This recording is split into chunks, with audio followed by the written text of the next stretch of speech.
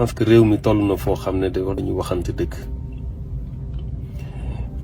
du mën a commenter stratégie wu kenn commenter wu ma stratégie wu politique wu kenn ku ne am nga droit am sa stratégie ku ne am nga droit résister comme ni ñu koy waxee ku ne am nga droit am sa position xalaat ni nii nga war a defee donc wax ji nekkul foofu loolu yàgg na fi wax ji fu mu nekk mooy de plus en plus ñuy gis ay xale yu ndaw yu dee xale yu ndaw a ndaw yoo xamante ne xamuñu luy benn enjeu xamuñu benn enjeu mais mbir am na génn nañu rey nañ leen d'abord dama bëggoon ñu taxaw foofu parce que ñooñu di dee léegi ñu ngi bëgg a bëri parce que mars bële 14 deewoon nañ si boobu ba léegi defuñu enquête xamuñu kam moo leen rey xamuñu nan la demee maanaam rey nañ sa doom dem nga suuli di ñaan peut-être yàlla may la keneen walla nga muñ ko ak doom nu mu fooree nu mu toll si waajur mais loolu dañ koy bàyyi muy continuer rek loolu dañ koy bàyyi muy continuer dee bu ñu dee nii ban lan la yokkal Sénégal lan la yokkal Sénégal en termes de démocratie wala am lan la yokkal Sénégal lu dul ñàkkuloo seeni parents si rien du tout parce que tey fi ñu toll képp koo xamante ne taxaw nga pour xeex mais jiitalal sa bopp d'abord jiital sa njaboot soo bëggee su da ngaa jóg pour taal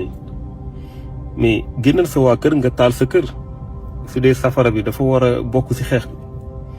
su dee jël alalu jàmbur dafa war a bokk ci xeex bi sàccal sa waa kër mais très franchement ça se comprend pas ce qui se passe c'est-à-dire que su dee bilan bi mooy toj nañu fii yàq nañu yëfu jàmbur jël nañu alalu jàmbur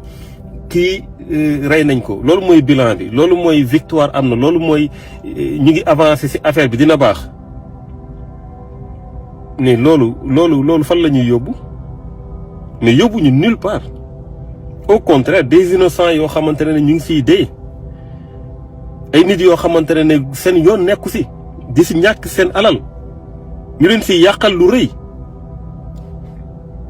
Et on veut continuer c'est-à-dire que ban logique la am loolu ñu bëgg ko continuer ci réew mi ban logique la am amul benn logique pour lan pour affaire privée loo xamante ne def nga defuma ñu yoon war a def yoonam c'est-à-dire que loolu lan nit sa waru ci soj sax ba ci dee nit waru sax soj ba ci dee mais mënuñu comprendre ce qui se passe dans ce pays on a l'impression que mais vraiment nit ñi léegi dañuy banaliser lépp quoi mais xale bu dee quoi mais xale bu ndaw la kooku ku ma gis démb xale bu ndaw la de rien du tout ñu deewoon ay mars bi passé ay xale yu ndaw lañu de rien du tout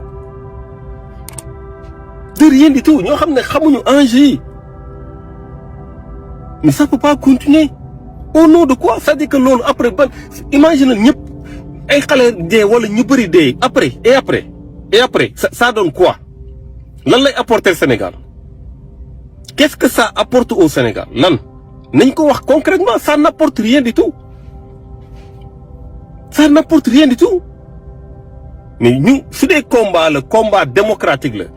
mais ñu am xam enjeu wu combat boobu ñoo war a génn ñoo war a jël les devants lu ñu war a def ñu assumer ko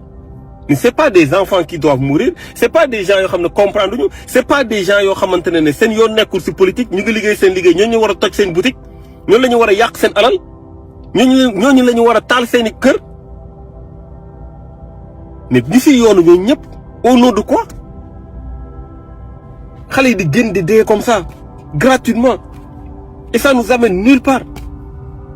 alors que ku ci ne yaa ngi protéger sa njaboot loo mën yaa ngi protéger sa bopp loo mën parce que xam nga ne jaru ko